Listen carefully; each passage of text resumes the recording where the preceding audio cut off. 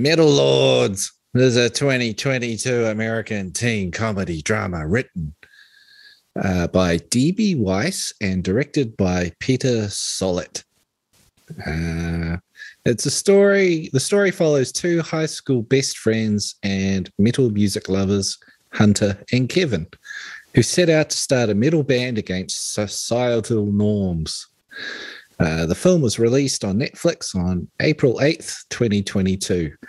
Scott Ian, Tom Morello, Kirk Hammett, and Rob Halford appear in cameo roles as themselves, representing Kevin's conscience. On the review aggregator website Rotten Tomatoes, 63% of 32 critic reviews are positive, with an average rating of 6 out of 10. Website's consensus reads, if it doesn't quite rock, Metal Lords remains a good-natured and overall enjoyable look at adolescence and the life-altering power of music. Metacritic, the film has weighted average of 57 out of 100 on reviews from 17 critics, indicating mixed or average reviews. Brad, do you know who any of those people are? Scott Ian, Tom Morello, Kirk Hammett, Rob Halford, you know them? I will give you Tom Morello and Kirk Hammett. The other two can fuck off. Yeah, don't know. Yeah, I mean, nah. Metal guys, I guess. Rob Halford, is he like more old school? Judas Priest or something? I don't know. Yes, he's the singer of Judas Priest, and Scott Ian is from Anthrax. You tell me I know nothing about metal. Look at me. I knew who Rob Halford was. Was he the second singer of Judas Priest or the original singer of Judas Priest? He's the original. I think he did leave Judas Priest for a while and go solo, but he's back in with them now. See, there's an important question. When you're a big multi-million-dollar selling band, which members are expendable, right? Do you think, like, you look at The Who, the drummer died, you just get a new drummer, right? You can carry on, still The Who. You'd think the singer would be a hard one to replace because that's literally the voice of the band. But Judas Priest did it. Who else did it? Journey? AC/DC. Yeah, that's a prime example. In Excess, not so successful. Do you remember that replacement singer? Yeah, I remember him. He went down. He married a porn actress, and then went downhill from there. Was it thumbing his way to Vegas, baby? That's the guy, eh? Well, you look at Tom Johnny Morello. Fortune, Ricky Fortune. Yeah. Sorry. Yeah. Tom Morello, he, Rage Against the Machine basically switched singers and became Audio Slave, didn't they? And just sort of carried on. Nah. Same band members, but different band, different style. In my opinion, more similarities for sure. But I think I don't lump Rage and Audio Slave as the same band, I think Rage had a lot more energy than Audio Slave. Come at me in the comments. Yeah, band carried on. Anthrax changed singer, had a crap singer, got a great singer, got rid of the great singer, went back to the crap singer. Right. Faith No More. Faith No More. How did they do? Changed Courtney singer, Love? went on to greater success. Yeah. But they've changed guitarist a few times as well, eh? Faith No More. Yeah. Well, they changed. Well, depends where you start in the history of the band, but yeah, a couple of changes. But generally, you lose a band member, you should give it up, or should you carry on? That is my question. Yeah, carry on. Carry on. Just keep. As long as you're playing your hits, people are going to go, right? Yeah. Did anyone really care with AC/DC? Well, I prefer Bon Scott, I think. Again, it's an energy thing. They get a bit more, it's a different vibe. But, yeah, they got way bigger with their new singer, for sure. Yeah. Back in play. That guy. What's his name? Yeah. He's good. Well, it was Bon Scott, and then the new guy's name's... Yeah. Oh, Jesus. Who knows? We'll just say he's the AC/DC singer with the hat and the growl. But I give a bit of respect to bands like Led Zeppelin that say, all right, our core member is dead. And it was the drummer even, and they went, yeah, we're out. I did a couple of crappy reunion shows, sure, but they sort of bowed out, which I appreciate. I think Def Leppard should have done that when the drummer lost his arm, but hey, he revolutionised one-arm drumming. And to be fair, they had all their hits when he had one arm, so probably a good car accident, if you can have a good car accident. Any publicity is good publicity. Our drummer's got one arm. Speaking of drummers, segue, there's drumming in this film, Metal Lords, which we're here to discuss. Yeah. Yeah. I stumbled across this one, and it was, like, you know how you go and you scroll Netflix, you're just sitting there, like, I got time, I'm going to watch something. Yeah, like you used to go to the video store. Remember those things? We'd actually have to leave the house and travel to another building. And you walk in the door, bing bong, and there's somebody there at this, there's a security gate, and you had the return hole, and the guy's there. He's like, hey, how's it going? And you're like, yeah, I'm just here. Check out some videos, and you go over to the new release wall, and there was like all the new releases, all the popular ones. There'd be like 8 cases. And then the really new releases, they'd all be gone. And there'd just be a little tab there saying, come back tomorrow, or whatever it was. And they'd charge you $8, overnight hireage.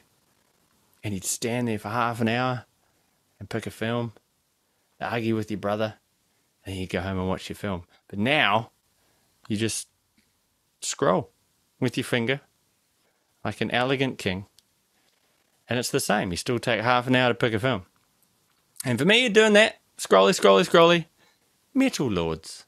And there was like, some rock and roll metal guys, and it said, comedy, rock and roll. Sweet. Clicked into it. I found it refreshing. Dan, I have to say I enjoyed this one. This was a pleasure to watch. Mm-hmm. Does that shock you? Does it shock you that I like something? Well, it's kind of fluff. So, yeah, that's kind of what you're into. Like fluff, like nothing that's going to work your brain. Yeah. My life is fluff. I just want... It was good escapism. I didn't have to think about anything.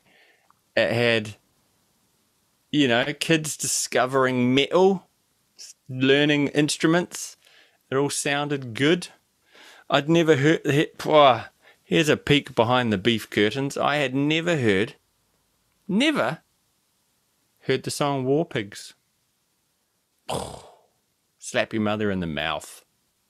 And I, as the kid in the film, learnt War Pigs, and it got played over and over again in the film. I mean, it's a fucking badass song. And so now it's on my high repeat on Spotify. Well done, Aussie. Well done. So it's a gateway drug for people to get into the heavy metals. It's a gateway drug for fluff-loving people like me. It's a film for dummies. If you're a dummy, here you go. It's a film for dummies. Dummy. You're not going to be challenged. It all felt like 30 years too late to me. Like, I was looking at it thinking if this was set in the 80s, it would make a lot more sense. No, that's why it worked now, because it's like these modern kids that are listening to Harry Styles and Britney, not Britney Spears. Oh, she's a bit, it's too old. That's like 20 years old. What else is current? Kanye, he's not even current. Taylor Swift, not current. What's current? Give me some current band names. 21 Pilots, not current. Thing is, these bands, their songs are like 50, 60 years old. And when you talk about current bands, when I watch guitar reviews and amp reviews on the YouTubes, they're all playing gent, and it's bands like Polyphia and Plenty and all this kind of stuff. It's a totally what different the fuck vibe. you're talking about. Yeah, What's so this Fliffy? movie was made for old people like us. Yeah, 1 foot in the grave, sure. hair growing where it shouldn't be growing. Mm, Yeah, it felt like it should have been set in the 80s. maybe. It's a tribute to because what's his name? Tom Morello. He's the producer of this movie. Mm. This is all the bands he grew up with. Like, this is granddad's bands. Yeah, but that's it. Not You what want the kids these are listening to. young kids to listen to the old bands. Like my kids are just loving Green Day and Nirvana at the moment. But that shit is, it's 30 years old, you know? And when I was their age, 30 years, when I was 10, 12, 30 years back was the Beatles and the Stones. And so that was the shit that my parents liked. And I went, that's good music. And so 30 years back is kind of the music you find to get into music, and then you find your own bands. Right? Well, that's my experience. So it's awesome to see that gap working with my kids. And that's kind of what this film is kids of the current generation going, fuck, there was some sweet metal that is your dad's music. But dad's music started getting metal, for a while. And so it was a delight to watch. I'm not saying it was an all-time classic best movie I've ever seen, but it was mindless and enjoyable. There were things wrong with it, don't get me wrong, like cringe. I don't know what the kids do these days, but it never worked for me, where some girl rings you up and says, "Are you a virgin?" And then you say yes, and she says, "Do you want to not be?" And then they go and fuck in a van. I mean, that's not how it happened back in my day. But maybe I missed the boat there. Probably.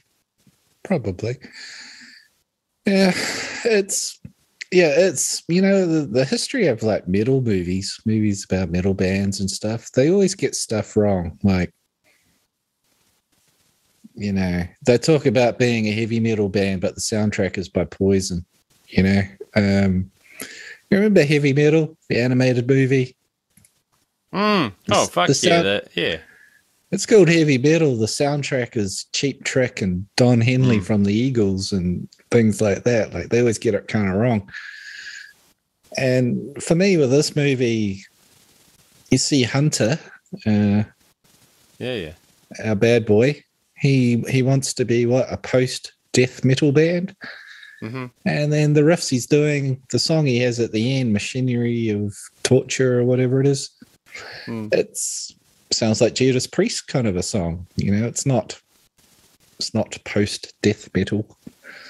What's new these days anyway? I said, what's new these days anyway? You got to take something from the old to create something new. I thought the song, I mean, I don't know metal, but it sounded metal, and then it sort of felt old school and then had some new school soloing in it. So I thought, it's a hybrid of the two.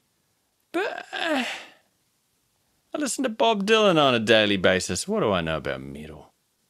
I enjoyed it. It had solos, had loud drums. It's good. Yeah. Yeah, it just seems... If it was set in the 80s, I would have understood it more. But to me, it kind of... It's granddad's nostalgia movie, not what the kids are doing these days, I don't think. Like I say, isn't that what... Polyphia and Pliny and things like that. Yeah. But isn't that like Netflix's current target demographic is all of us in our 40s? So they're creating content for us who are currently paying for Netflix, right? But did was it too? Yeah, I mean, yeah. Are you in general a fan of high school kid movies?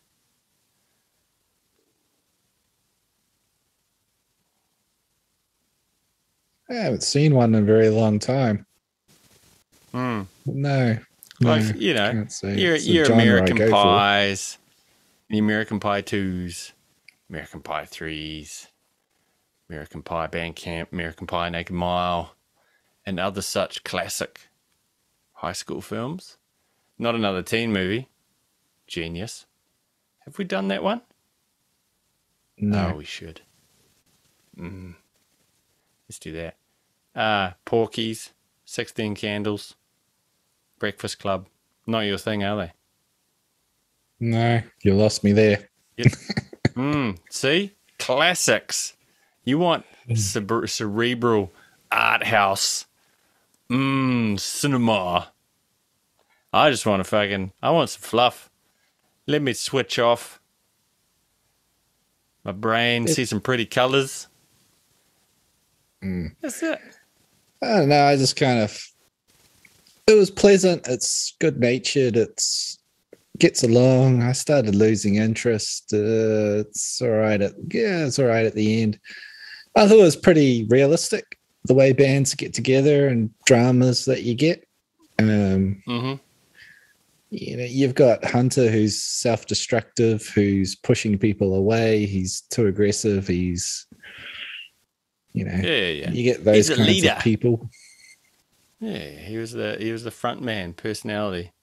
I liked how I enjoyed I enjoyed the development of the drummer, who I thought was fucking Macaulay Culkin's little brother for a while, Kieran Culkin, but he's not. Where he's like, playing some shitty drums because he plays in the school band and he's the drummer on the snare, and then he gets himself a drum kit, and then his mate buys him his dad's credit card and buys him a bigger drum kit. And so he's got it, and then like the process of him going from not being a drummer to his mate going, right, here's your list of songs. You've got it. This is metal. This is your introduction. And he writes down the list of songs. And the kid works his way through it. And obviously the first song on there is War Pigs. And you can see him, he gets it. And the development of him going from tapping the drums to really digging the song and being so focused to learn it. I related to that, as an amateur musician. In the early days, you go, mate, Nirvana, I want to know how to play that. And so you pick up your guitar and you know your G and your D. And then someone says, hey, well, Polly's only E and G and A or where it is. And you figure it out and you go, yeah. And then you get better and better. And it's being a musician, right? And so I liked that scene in the movie the best. Because it showed his passion developing into metal. And it was also my introduction to War Pigs. So fucking that was good. Good drum sound. Good drum sound in the movie too. I had headphones on and it was great. And War Pigs sounded huge. And then when I actually went and listened to the Black Sabbath version, it's like poorly recorded from, I don't know, the 70s. Still cool though. But the drums sounded pretty like cardboard boxes. But that's just the passage of time. Yep. That was I think a 500-pound recording. Their first album back in the day, recorded in a barn, as I remember it, something like that, a converted barn. Sweet. Was War Pigs on their first? Is that their first album? Test your knowledge. I don't want to embarrass you in front of the listeners. Would you? It's been a while since I listened to it. The man, do it. Get back there. The man who used to front the amazing local band Wellhard. I'm talking about my fellow host here, ladies and gentlemen. Wellhard, great name for a band, but is it as good? Would you front a band by the name of Skullfucker, like the kids in this film? Yeah, it's a rough ride. Would you make posters and put them up in the local cafe saying, come to tonight's Skullfucker show? Yeah. It's a tough sell. It's a tough sell. It's, I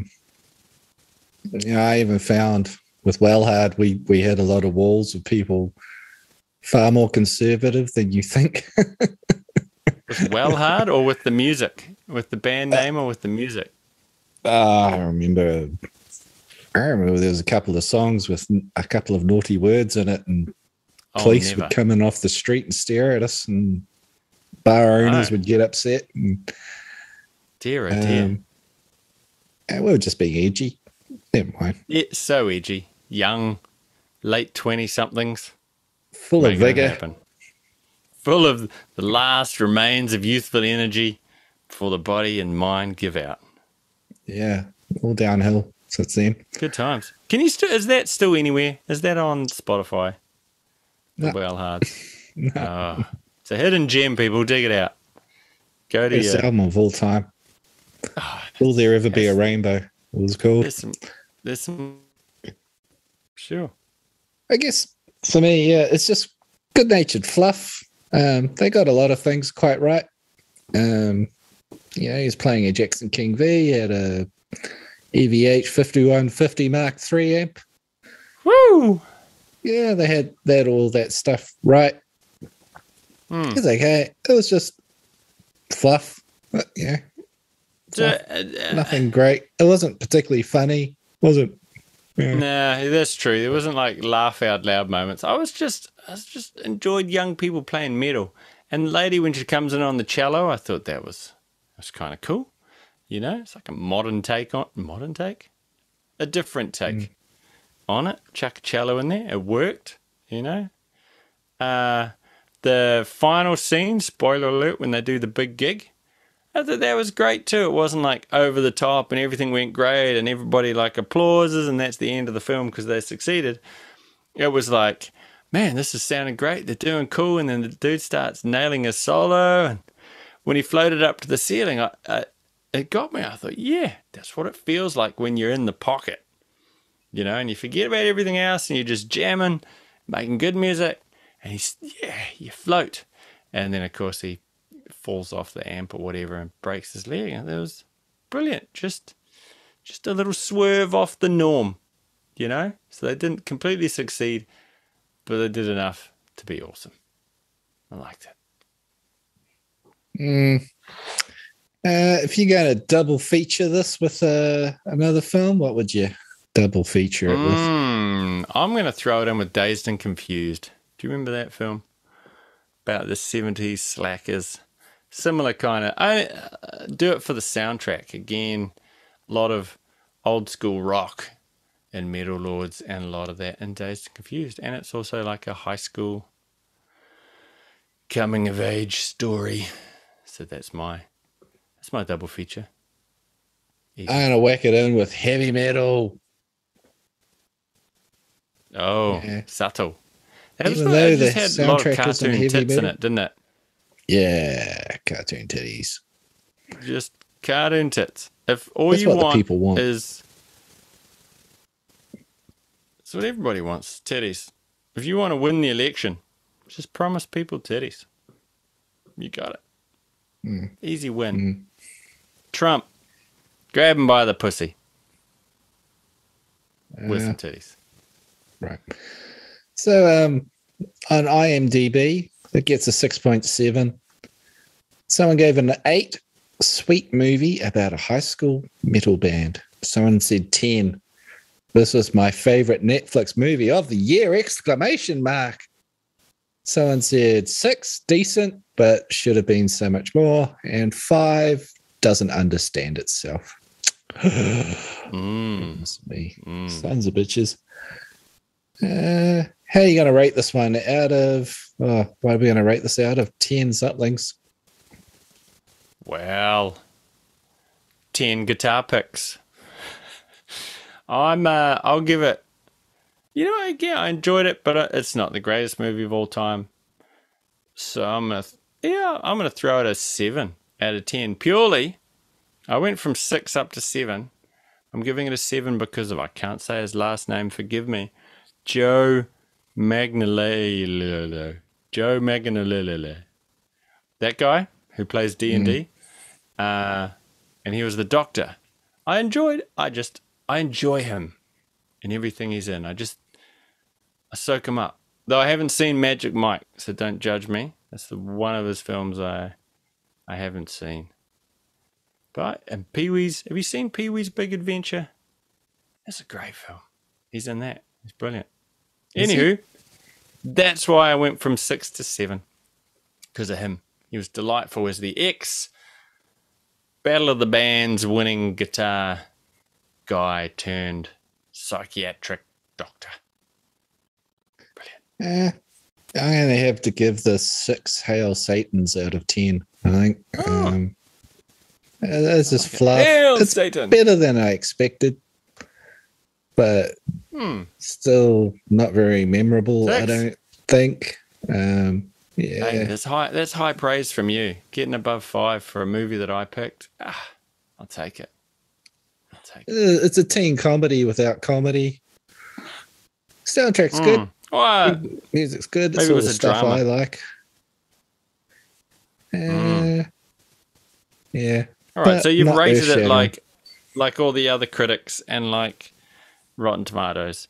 So you're in the pocket. I'm slightly above the pocket with a 7 guitar picks out of 10. So if you want some fluff, you like metal, give Metal Lords a shot. I'm going to sneeze. Don't do it. Don't do it. Hold your nose. No, it's gone. I think I'm good. That's some quality podcasting right there. It's too much cocaine, I think. Too much cocaine. It's supposed to stop the sneezing. Is it? I don't know. Should do more. I think we've done it. It's pretty.